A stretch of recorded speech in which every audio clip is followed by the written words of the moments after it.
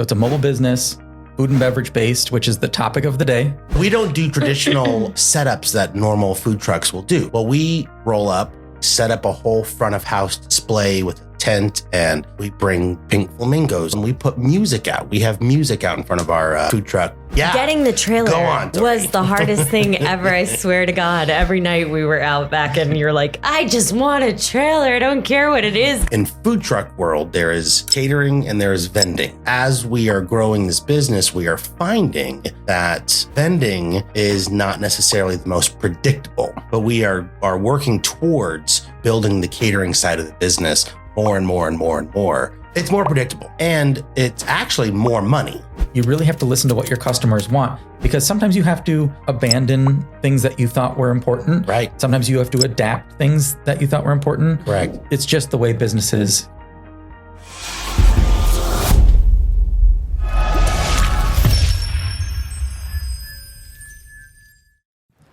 Welcome to the Every Turn Podcast, a place for entrepreneurs to tell their stories, share some of their industry knowledge and secrets, explore their challenges, and yes, of course, their successes found within it all.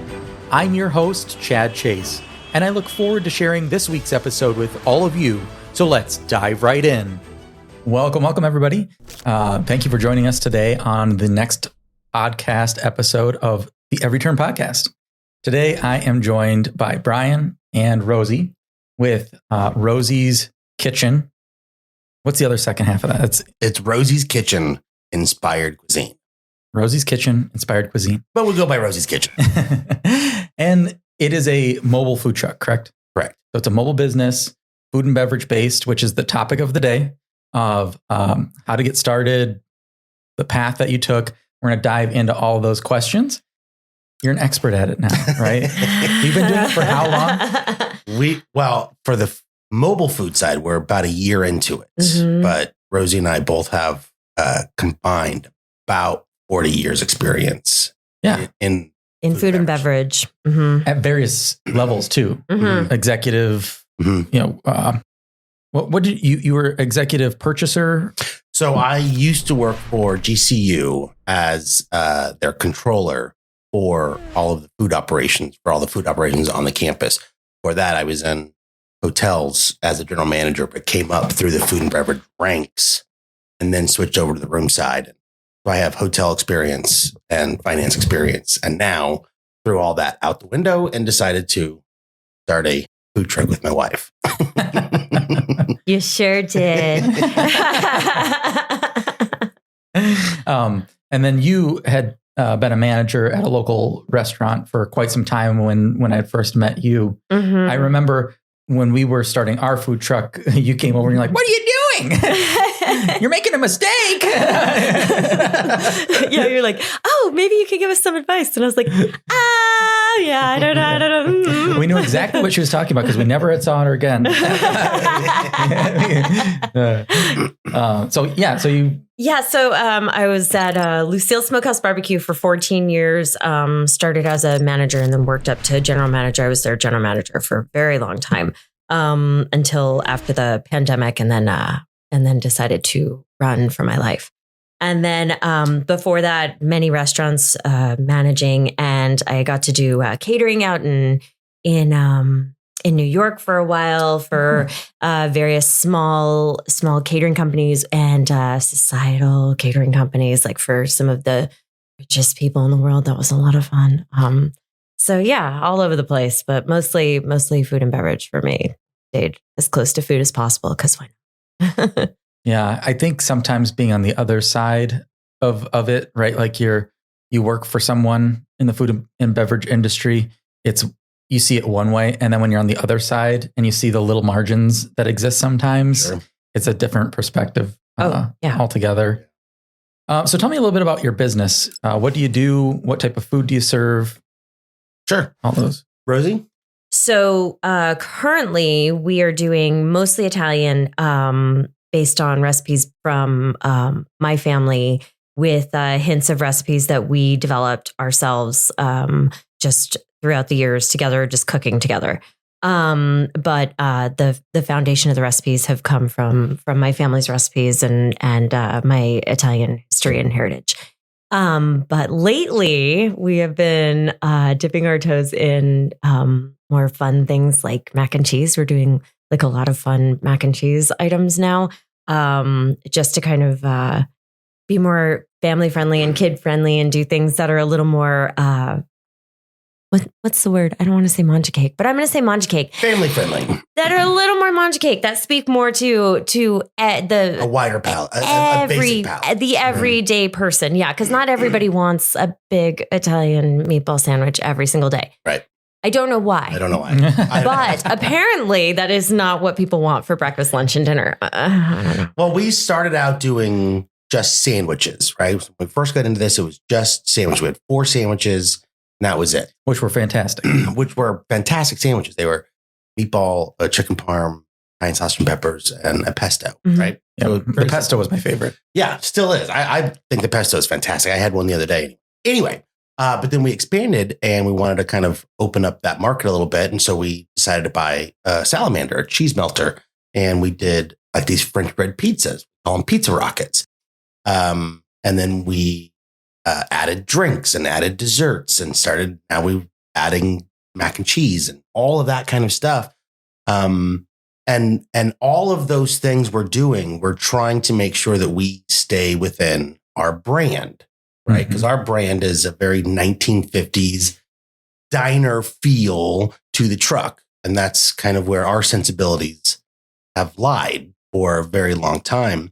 And so the sandwiches were inspired from her side of the family, but are trying to make it all fit within the Italian diner concept. And how we have justified it over this last year is that even in the 1950s and 60s, when diners were a thing and there were restaurants to go to, they still had Italian restaurants. Because usually when you think of diner, you don't think of Italian food. Right. When you think of the 1950s, you're not like, oh yeah, that reminds me of those meatballs, But that's where the Dean Martin came out of, and the Frank Sinatra, and all of those kind of things. And that's the side of the world that has kind of spoken to us for a while.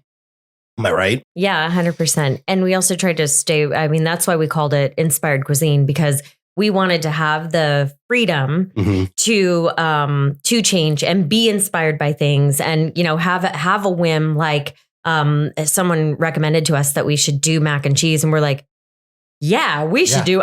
Pasta and cheese. We're already kind of doing Italian. What's wrong with doing mac and cheese? And so we were inspired by that, and away we went. And so, yeah. And it made sense. So the business model was, because with that Inspired Cuisine, we have allowed ourselves to evolve. Right. A lot of these mobile food trucks, you'll see they'll throw pictures of their food on the side of the truck. Which drives me crazy. Well, it's fine and good. Like when you're driving and you see that they have a hamburger on there. Ooh, that looks good. But then you are locked into always having hamburgers for forever, unless you want to spend the $3,000 to rechange your brand or your wrap or whatever. Yep. And we just did not want to do that. We wanted to evolve, let our business be able to evolve. Right. And I think that's been successful for us in that model, because we haven't strayed from the core or who we are as business people, but we have allowed room for growth. And I think that's kind of where we're going to stay with this for the next year. Yeah, I think that's a great plan. And I think it's an important piece. We did the same thing when we started Urban Grounds Coffee. Ours looked like, we kind of thought like the old brick from Seattle alleyway is how it looked. We even had the back door had part of a wrap on it that looked like a rusted old back door. Right. And tried to stick to that, where you kind of pique somebody's curiosity with your design so that it makes them come over and they're surprised at what they end up with. Right. That's right. Where you kind of get that cult following type of thing. Correct. Sure. That's one of the things we get commented on probably the most when we're out and about is, oh my God, this is such a cute concept, such a cute truck. Because we don't do. They're talking about your wife. Yes, no, I know. I'm very well aware. You look just like her. Who? The cartoon.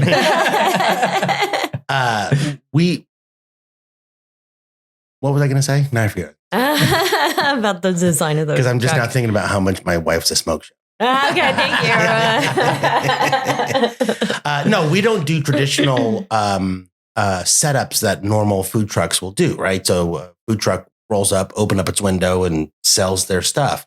Well, we roll up, set up a whole front of house display with a tent, and we bring pink flamingos, and we have these really kind of ornate menus that go up and different things to really kind of attract, and not in your typical carnival food truck atmosphere, but it's actually very, very curated. We curate it to look like this. It takes us about 10 minutes to get it all set up. And then we open the window and then we sell and we put music out. We have music out in front of our food truck because that's another component of who we are as business people and as a couple and whatnot. Music is very important to us. That's it's immersion. Exactly. That's exactly right. Yeah. It resonates with me because I always, in everything that I've done business-wise, I've always looked at it as an ecosystem, right? And an environment. And people see with their eyes, they taste with their mouths, they hear with their ears. And when you have that all-encompassing atmosphere, it really rounds out your brand and people can understand it better, I think. So yeah, I love that whole concept. How many, you have one food truck? We have one food truck. Just one. For now. There's only two of us, and so far they do not outnumber us. Right. We are not. We don't have a deep bench. It is just literally just the two of us as employees, as the owners, as that is it. We do the cooking, we do the cleaning, we do the driving, we do the serving, we do all of it. It can be a lot. It's daunting. It's daunting. Yeah, it is a lot, and more than we thought going to be going into. Yeah, we thought we're like, we can do this. We have all this experience. This is going to be just fine. Done this forever. Yeah, we know how to do financials. We know how to do this. This is all like, we're old hats at this. And then just kind of actually having the stamina to do all of that and maintain the social life that we got really accustomed to. Right. You know, we enjoy going out with friends and hanging out with neighbors and doing all of that kind of stuff. And all of that has been, kind of thrown to the wayside. Right. For the most part. And, we've got kids, we've got the whole thing.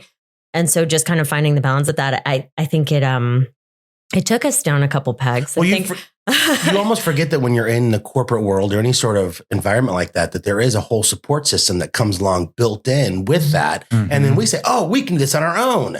And that whole support system kind of goes away. You're like, where's the person that cleans the bathrooms around here? Right. But the dishwasher hasn't shown up in like 6 months. That's me. Fired. Yeah. And that ends up, all of those jobs end up on our shoulders. And we have not grown to a point where we can have hire more people and do this, that, and the other. We're not there yet. And sometimes too, when you get to that point, it's hard to let go of the money. Because you're finally to the point where you're like, I'm actually making money. Right. Now I'm going to have to give it up to gain, some time. And with Urban Grounds, I had to do that same exact thing because Anthony had done it for 2 years, I think, every Saturday, couldn't take vacations. And then, he has a corporate full-time job. And he finally said, I quit. I'm not coming back. And when it literally was downpouring out, we went down to the farmer's market that Saturday. He stepped out of the truck and it was like a foot of water. It got wet up through his shoes, into his socks. He climbed back in the truck and he's like, we're going home. And that's when he quit. But I found the first guy that I interviewed, his name was Grayson, and he had stuck with me for how many years. Right. And, he has his own story. We'll have him on at some point. And I just, you sometimes you meet people in your life that it's just meant to be at that moment. Right. And it just was one of those things for us. Well, it's cool because we see Grayson frequently out and about. He's a doll baby. The food truck community, the food and beverage truck community is kind of a small community, and you end up kind of working with other trucks frequently. And we see them, at least probably once a month-ish. Yeah. It's him because he's like real tired, exhausted. No, we all are. How we all are. That's what we look like. That's how you know. You got to update the cartoon on the side of your food truck. She needs to be melting a little bit more. She has a stroke. She looks like she's just bought the food truck. She ain't exhausted yet. Right. She's not jaded. She's still a princess. Yeah. So that brings me to my next question. What inspired you guys to start a food truck? I mean, you kind of talked about your experience that you've had, but sometimes experience isn't inspiration, right? Sometimes Sure. it's not the flame, but it's the justification to make the leap. Sure. Well, I think for us, it's kind of the same story that probably a lot of people that go into business for themselves is I'm tired of working for other people. So I think I can do this on our own. You're telling this story wrong. Oh, go ahead. There was an exact moment that we decided to do this food truck. That is true. Okay. We had the idea to do it. But right. Yes, go ahead. An exact moment. Yes. So we went to the Rockabilly Bash, right? And we went with our friends. At Lake Pleasant. With our besties, Myra and Pringles. Mhm. And we went there and we're like, we're kind of hungry. And so we walk up to this food truck, and it was more of a tent than a food truck. It was a tent, yeah. And we're watching these dudes just make money hand over fist, right? And they're just slinging. We're like, we're going to get some nachos, right? Nachos. They must be great. These dudes are just raking in the dough. And there was a line out the door. And they're charging like $10 for a Gatorade and like just kind of raping people with their prices. Right. And we're like, there's no need for this, but whatever. So we get our nachos and open up this pizza box. In a pizza box. And we're like, okay, this is going to be great because, sling it to me in a big old pizza box. Right. I'm going to get my grub on. This is going to be awesome. And the chips were soggy and nasty. It was a bunch of chips with really gross stuff on top. Yeah, the cheese sauce was clumpy and cold, and the meat was clumpy and cold. And everything about it was awful. And we're like, do better. Right. Yeah. Like I want to give you my money. I'll part with all my money. At this point, I'm hungry. I'm hungry and I'm thirsty, and here's all my money. And we both looked at each other and we're like, we could do better than this. We should be here next year. We should be here next year with a truck. We should. And Brian and I spiral very easily with ideas. Sure. And we more is more. And we yes and each other Very quickly. Which is, and you know we can do this. I can do this too. You know what else? Yeah. You know what else we should do? And then more money. Yeah. And then we'll go home and have a couple beverages, and then we become really smart. Yeah. Right. If you ever need to borrow Anthony, he will bring down your balloon house real fast. See? He's a finance guy, and he's like, but I can't say that's the wholeheartedly like that's it, because there's obviously a bigger piece to it. Like, he has encouraged me to continue dreaming and stuff, and he really has helped fund a lot of it. Yeah. But yeah, I don't know. I think if I had what you have going on, it could be dangerous. Well, that was part of our vows to each other when we got married, is to not be a dream killer and to always be supportive of that. And even when the answer is no, to try to find a way to say yes. Yeah. And that's what we try to do, is like, well, maybe not that, but what about if we went and did this instead? And, that's really kind of our dynamic and how I think we've been successful. It has led to our demise. Wait, what do you, I think you're saying the same thing I'm saying. What are you saying?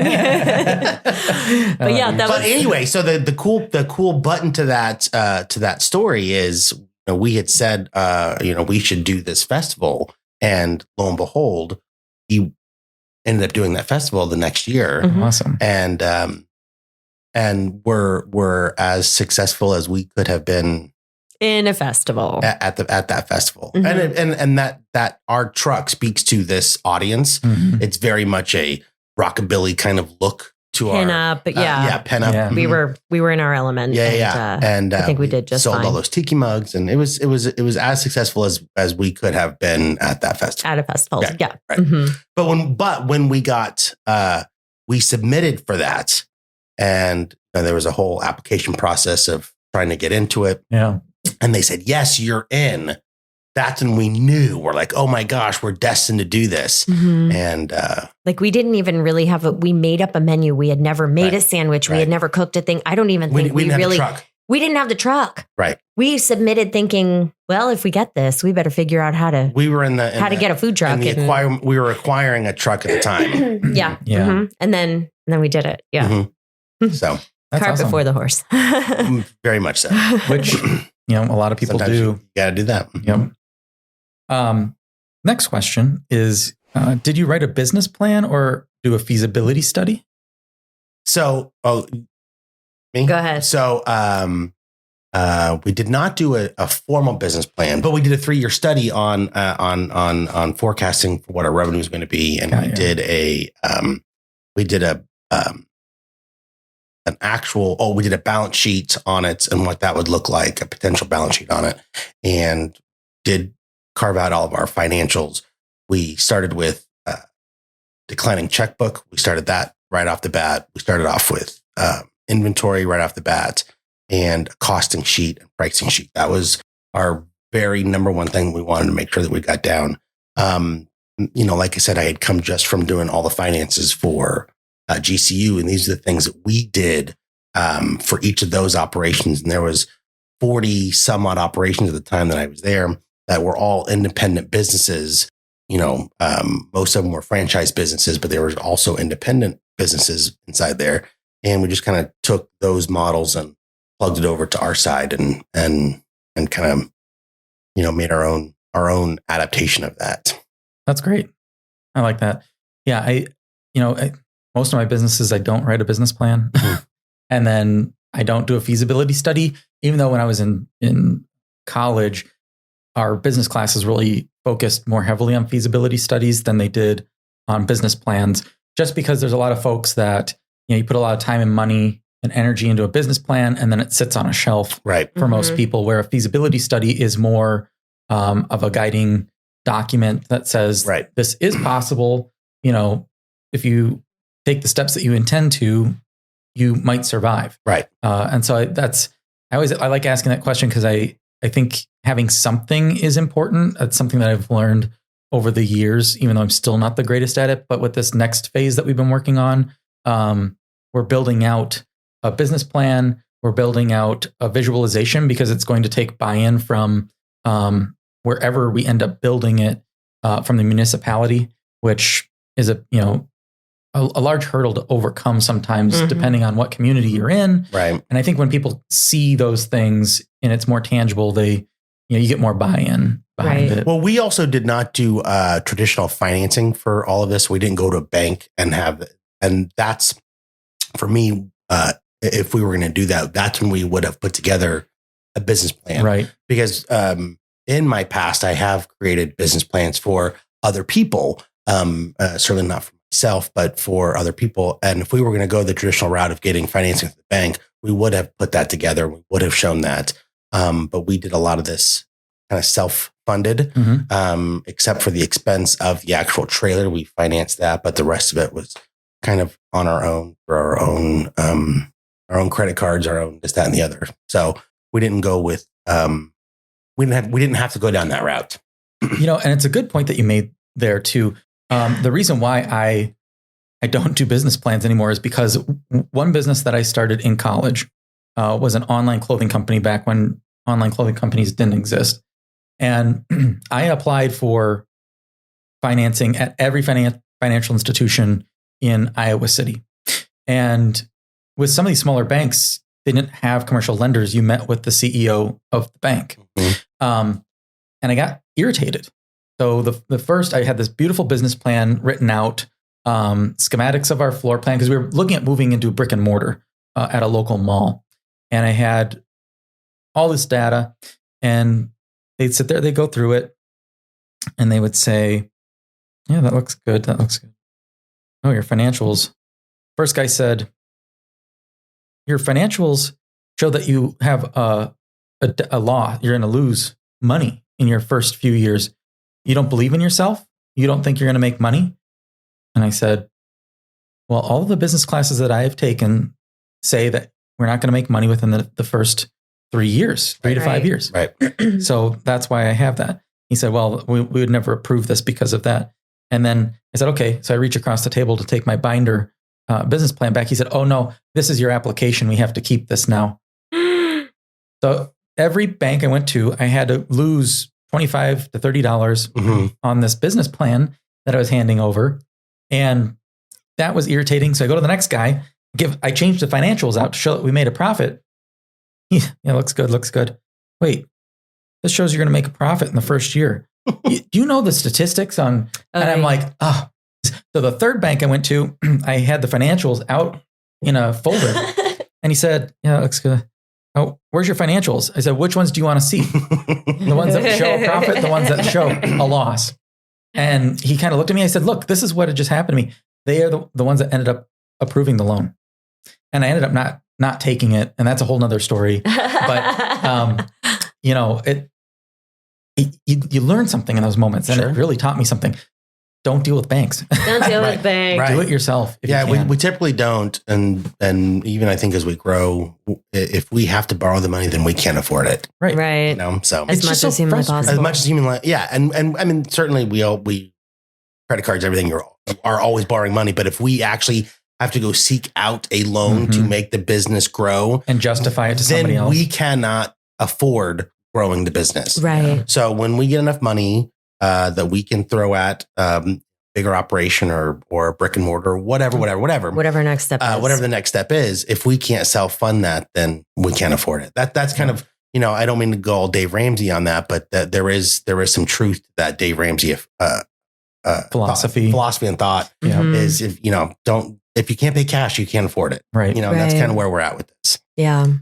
And when you get to the end of the road, whatever that is, whether it's a brick and mortar or whatever your aspirations are, I think you just feel so much more in control of it. Mm-hmm. There are people that grow with lending, and you honestly kind of have a leash or a noose around your neck that you're constantly dragging along, that at any moment could be the one other thing in your well-oiled machine that throws it all into chaos. Right. And that's the part that I'm like, I don't want to listen to somebody else. Right. I already have Anthony. Love you.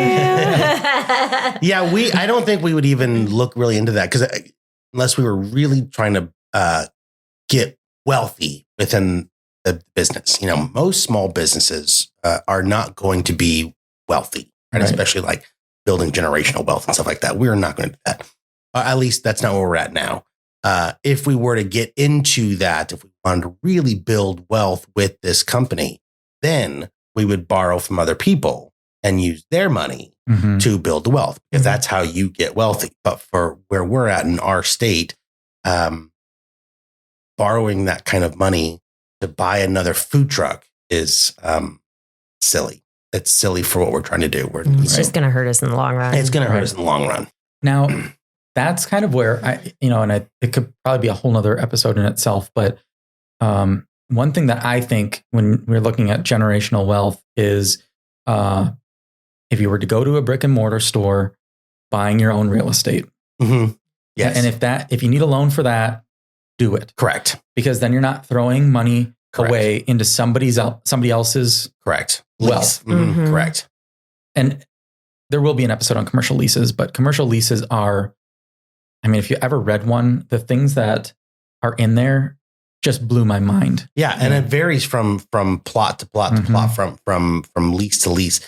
Some of it's triple net, some of it's double net, some of it's, and there's no real standard of anything of what the tenant improvements are. And you negotiate that, and you negotiate. It's just a whole back and forth. And it should be a little bit more boilerplate, and it is not in the commercial side. Messy. It's messy. It's messy. Looking back at the first baby steps you took versus where you are now, what hurdles did you face that you thought were going to be insurmountable? What hurdles did we thought were going to be insurmountable, but turned out to be not insurmountable? It's probably starting the actual business. I think that getting the trailer. The trailer. Yeah. Getting the trailer. Go on. Tell that story. Was the hardest thing ever. I swear to God. Every night we were out back and you're like, I just want a trailer. I don't care what it is. Because every time we'd get to the finish line with something and somebody would call and it would be a scam. Right. Or it'd be like the funding didn't go through because it was $1 too low or $1 too high. Or it was built in Mexico and had to go through the tariffs and the this, that, and the other. And it was a whole. I felt like Steve Martin in Plane, Trains, and Automobiles. I want 4 tires and wheel, and I want it right now. Oh dear. Dear, what? That was us. Yeah. Every single time we thought we had it. We thought. There was one time where we saw this beautiful trailer, and it was like right in our price range. Everything was great. We had the funding for it. We put the guys in contact with each other. We were like, this is it. It's happening. This is it. We have it. And It's happening. It's happening, people. Yeah. And then the guy did not want to give up some sort of document to let the funding go through. Right. He's like, I don't trust this. Right. And we're like, the funding is right there, dude. Right. We're just trying to pay you. And he's what like, the funding? Yeah. He was like, What are you talking about? Funding. No, can't you just give me cash? If I could give you this much cash, I wouldn't be buying this stupid trailer. I'd be buying a different trailer. Right. And there it was. There it went. It was gone. And it happened like 4 or 5 times that we thought, and then we thought, well, we just are not good. This isn't going to happen. Right. And we're stuck. And then we got the one. No. The smallest little baby trailer. The little engine that could. That you can find. A little engine that could. And our the two of us are fit in it and really can't fit anything else in there besides 2 people. And it's like the kitchen off a down Periscope. Yes. Yes. Yeah, we have a boilerplate and the 2 of us, and that's it. And that's about it. Yep. Mm-hmm. Mm-hmm. Yep. Yeah, I think that was the biggest hurdle. Just getting that stupid. Yeah. Good. And I think the next thing that seems insurmountable, but probably will not be, as we're trying to grow the business, we're trying to grow in food truck world. There is catering and there is vending, right? So vending is what most people think of when they think of food trucks. They pull up on the side of the street, open their window, and people come and buy, right? That's vending.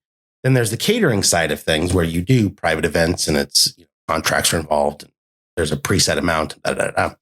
And as we are growing this business, we are finding that vending is not necessarily the most predictable because you don't know what you're going to get. Show up to some place and you don't know what the numbers are going to be, and you might sell, 15 units. You might sell 300 units. It all depends on how busy it is, and this, that, and the other. And there's no real guarantee. It's very unpredictable. Yeah, Sally's having a retirement party in the business office you pulled up to today. Right. And so now nobody's eating at normally all 50 people come down and get lunch, but nobody's eating there because they got pizza. The boss bought pizza. Right. And so now you're serving 5 people. Right. And there went your mortgage payment. Correct. Goodbye. And so we are trying and are not hoping, because hoping is not an action plan, but we are working towards building the catering side of the business more and more and more and more. And it's just more predictable. It's more predictable. Yeah. And it's actually more money. Sure. You actually make more money doing just the catering. And so that's where we're kind of driving the model to is to the catering side of things. But that's going to be, it's going to take some time to do that, to build that clientele up and to really market that. And again, like we said, it's just the 2 of us. So we want to change anything, we have to be the ones that do the change, and we don't have time because, it's a whole catch-22 about that. We want to grow the business, but we don't have time to grow the business. So, but that's what we're working on next. And to answer your question, that seems insurmountable, but we know that it's not insurmountable. Right. People do it all the time. Right. It's a thing that, catering has been a part of our lifeblood. That's kind of who we are, and the foundation. Hospitality kind of runs through our veins, especially when it comes to catering. And so we just got to pull the trigger and make it happen. But right now it seems insurmountable. Yeah. And that really resonates with me because when we owned Urban Grounds, we were looking for the next phase of what that was going to be.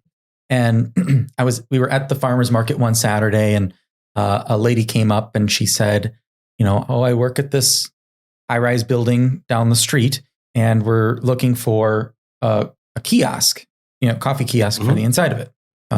Okay. And they're like, we have 4,000 people that work in our office, our building, the 2 towers. And so I said, okay, well, we'll come down and take a look. We looked at it. We talked to them a little bit, negotiated out what it was going to look like. They didn't have really the proper power. I mean, with a coffee kiosk, you really need to have 220 volt, right? Probably 50 amps. They only had a regular outlet that probably had 20 amp capabilities, even though it was a 15 amp outlet. So, yeah.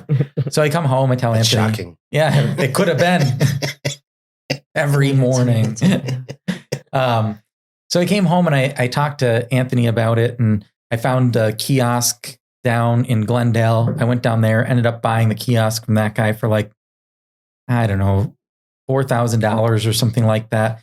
We cut the thing apart. It literally was just a kiosk. There was nothing on it. It was stainless steel welded together. Cut it apart. We mounted a refrigerator onto it. We ordered actually the same espresso machine we have here now. We ordered that same one because it's a 110 outlet, but it maxes out everything because, if you have a refrigerator on it, hot water heater, now we're talking about probably close to 30 amps. So anyways, we built out this kiosk. We take it down. We run it for, we did for like 6 months or something like that. But it really was the same thing. Like people came down when we were new. And then the thing about Phoenix at that time was it was kind of a bedroom, city type of situation going on. So people would come downtown to work and then they would go home to their bedroom cities like Mesa and whatnot. And they wouldn't stay downtown. Right. Phoenix was not a place to stay. It was, you went down to party or get some drinks or work and you went home.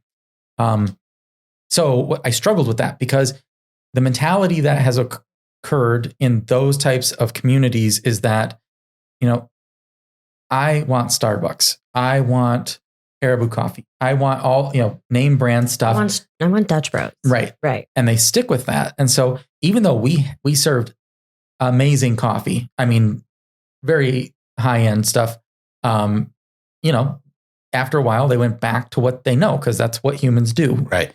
And so it was hard to compete with that. And then the numbers that they had given us for like 4,000 people in the building, I don't think that was even close to being accurate at all. And I couldn't imagine what it's like now. So there was a bunch of different things, but that definitely resonates with me based on like I showed up every day and sometimes it'd be 5 people and sometimes it'd be 30 people. And then when you get the 30 people seem like they're irritated with you because you're taking so much time, but it's like, can't plan for this. Like, I can't bring a second person in. Right. When I had 5 people the last 6 days. Right. Yeah. We have this kind of philosophy of nobody cares. Right. Nobody cares on certain stuff. And there's certain stuff that we will not sacrifice on. Quality of our food, sanitation, all that stuff. The meatballs will always take 5 hours. We will never scrimp on that. We will never, hold back on the quality of the food and the recipes. Those won't change, whatever. But there are certain things where nobody cares. Nobody cares, if it's this cup or this cup, and if you're going to pay extra for this cup because it's polyurethane, right? Versus this one. And it's nobody cares. Nobody cares. Right. And so there's a lot of those things where we have to really make those, like what you were talking about, like, am I going to do the higher end coffee espresso? Am I going to do this, that, and the other? Sometimes nobody cares. Throw a drip coffee on, and make that, and nobody cares. And so, but then sometimes they do, right? And so you have to really run that. You, as a business owner, you have to really find that delicate balance of nobody cares versus I want to hold true to these convictions because this is part of my brand and part of my standards. And we kind of do that. I think we try to suss out the nobody cares as much as we can. Right. Yeah. Right. What's the one thing that you feel you're an expert at now that you've been in business for some time? Nothing. How to not start a business. Hey! No. We are probably experts on our brand awareness, I think, and our branding. We are getting better and better at it, but we're finding where our niche is branding itself.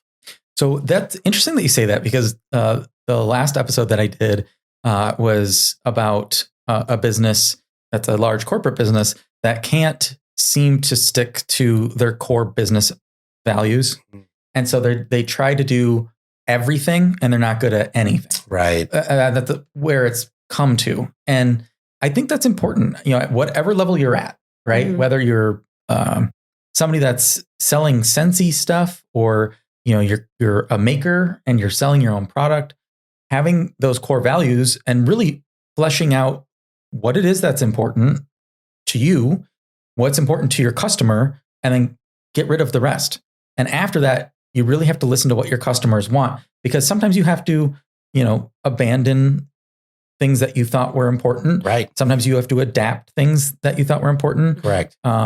It's just the way business is. Correct. It's like a river that's flowing, and if you don't change with it, sometimes you're going to end up on the shoreline. Right. Mhm. Right. And when I say our branding, I want to be very clear about that. We only have 280 followers, right, on our Instagram. And that's not, we don't right now, we don't focus on our social media for our revenue, right? A lot of these businesses, they want numbers, and they want followers, and they want the content. And that's how, in our world, how we've set this up so far, the socials don't bring in revenue to us.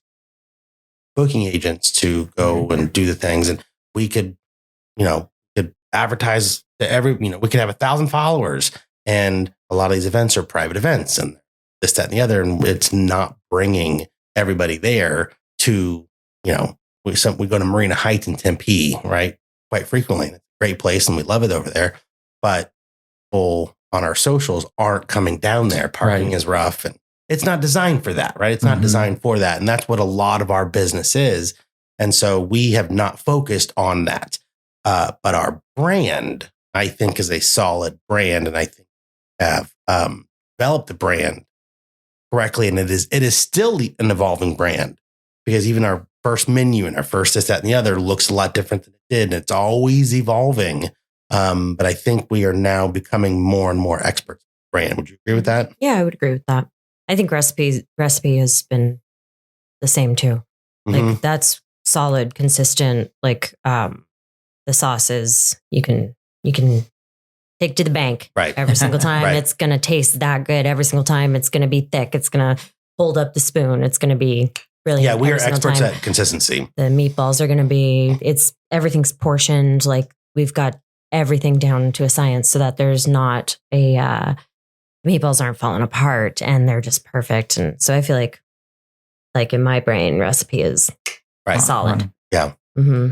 And so far, all of our feedback has been overwhelmingly positive. Mm-hmm. So, yeah, we ate there a few times. I really, really like. Yeah, you came over there and had it was you and a mutual friend of ours came over, and I think he ordered one of everything. Dan the man, and then came and was like, "You got any leftovers?" Like Dan the man. Yeah. I know. The last time he was in town, I was so sick, and I always love hanging out with you guys. When he's, I love hanging out with you without Dan. Period. Sorry, Dan. You chose to move away, Dan. That's on you. Yeah. But I missed out. Sure. I missed that. But and it was a rage. That was a whole story. Oh God, a whole story with that. Yeah. So we'll talk about that offline. Yeah. Next episode. So I know you said you wanted to stay positive, but this question. Go ahead. All of us that have owned businesses have had moments of complete despair and have wanted to throw the towel in. Yes. Share a moment that you've had like that and how you had overcome it. Oh, you have to overcome that? You're like, stay tuned for part 2. That was just perpetual. Go ahead, Rosie. Oh no, me? Oh goodness. Okay, so I think the hardest part about this business for me personally is the time it's taking away from being available to the kids. Mm-hmm. Because I retired from my position at Lucille's and we did that on purpose. Right. That was not a I have to leave because of COVID or anything like that. That was a well executed plan. Because I wanted to be a stay-at-home mom. And so then when this business kind of came about, and I guess I kind of thought I was going to have less involvement for some reason. I know how the Your restaurant face business is on the side of the trailer. I know. I guess I didn't think it was going to be have to get a wig. hard. I know. Like, can I borrow one of yours? You're so pretty. I guess I just didn't realize how much time it was going to take. And I don't know why, because I do know the restaurant business. I know a 10-hour shift is a 15-hour shift. I know that. But it was like, yeah, we're going to do this gig and we're there from 11 to 1. I was like, I could do 11 to 1. That's not going to mess with me being around the kids. But it's not just 11 to 1. It's, we have to cook at this time and have to prepare all the food and have to this and that. And that takes all the time away from. It takes all the time away. And the family. And it's like, not that they need me all the time because they're getting older and they really don't want me around half the time. Anyway, so I do know that. It's just being readily available to them. And that's all I wanted. Right. And so there's a love-hate relationship that comes along with wanting to be this bubbly, fun personality when we are on the truck. And I am 100% the face. Like, you can't see Brian. He is tucked in the corner. They are only dealing with me. And there are some days when I'm just on there and I'm a shadow of a person until that window lifts up. And then I have to God, I know. The whole day. And it's soul sucking and it's people don't realize how much they take from you. They take, and then they're like, and they want to talk to you and they suck. Do you ever feel like the one visual that I can give folks that haven't experienced that before is I sometimes I feel like the Thanksgiving Day turkey. Mm-hmm. And everyone is just picking at me until I'm just a carcass that's left. Right. Mm-hmm. And you end up, your family ends up with the leftovers. Right. Mm-hmm. Right. The leftover if there's any leftovers. If you have anything left, it's like an emotional ATM. Right. And people are just coming and withdrawing all day. And then, and you want to give it all to them because you're like, I respect you. I want to feed you this amazing food. This is my only job when I am here. Mm-hmm. I want you to eat. I want you to have a happy tummy. And I respect the fact that you are parting with your hard-earned money and you're giving me this much money to eat food that I prepared with love for you. But also, I got nothing left for you, dude. Yeah. Like, I got nothing left. And so getting over that and having a positive attitude every day it's not the easiest thing. But the idea of like not doing it, it's like, the kids are going to be gone soon and and they don't want me around all the time anyway. And so like staying home and being like, hey guys, you want to play? And they're like, nah, Ma, I'm good. Not good. Go away, bruh. So then I'm like, well, why am I resenting going out on the truck when the truck loves me and she wants me there and he wants me there. And, we get to play and hang out and people are like, yay, Rosie, how cool is it? Is that your face? And, and you get the same old goofy things all day long. And it's soul feeding if you let it be. So, so I guess the way you get over it is just perspective. Perspective and medication. Sure.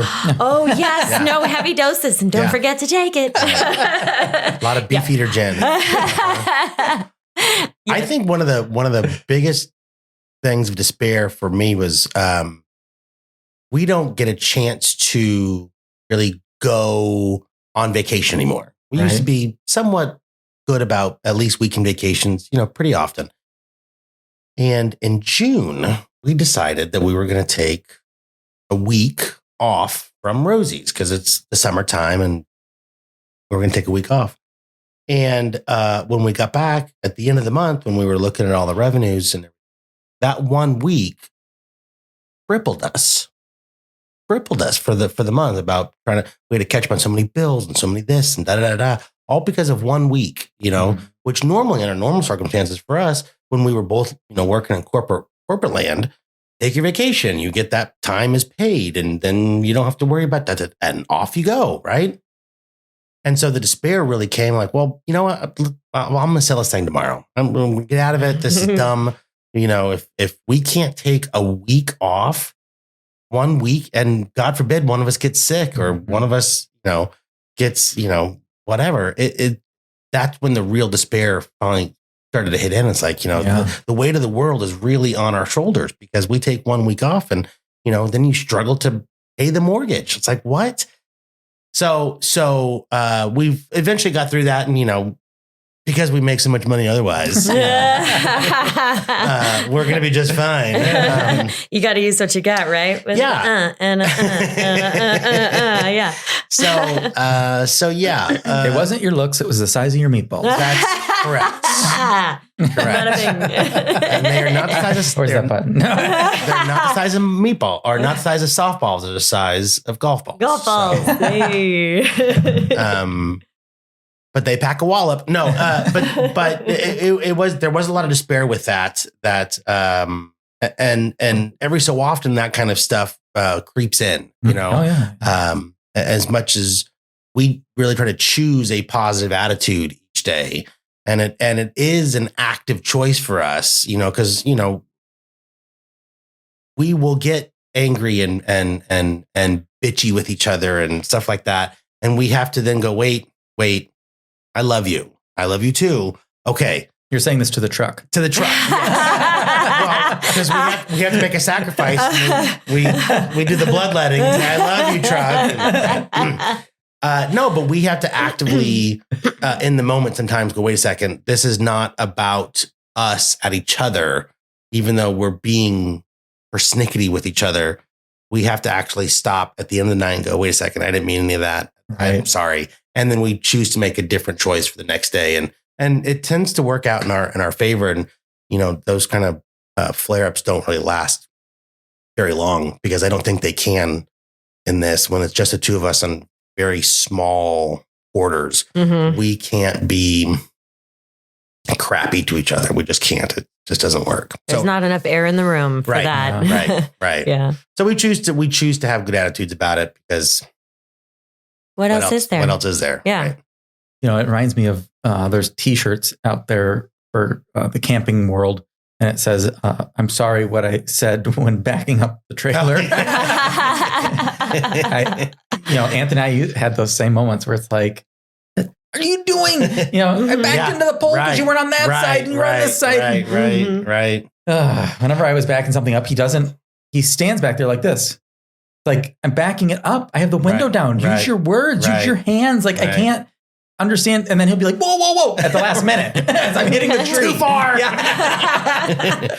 Well, what's funny is yesterday I tried backing up the truck I didn't have the trailer on, right? I was just backing up, and I was having the hardest time trying to figure out the dynamics without I'm like, wait a second. Because you're used to looking at I'm used to looking at the trailer and having it go the certain way and backing it up. And I could not, for the life of me, back up the car on its own. By itself. You're like, this is a lot harder without the trailer. I had to stop and go, wait a second. Which way does the wheel go?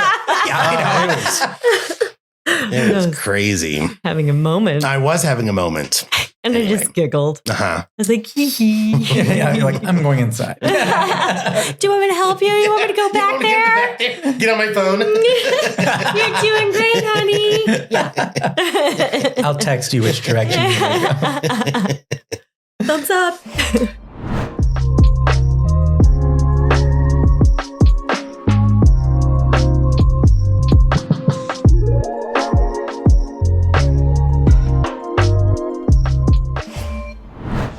And just like that, this episode of the Every Turn podcast is complete. I'd like to thank my guest for visiting with me on this episode, and to you, our listeners.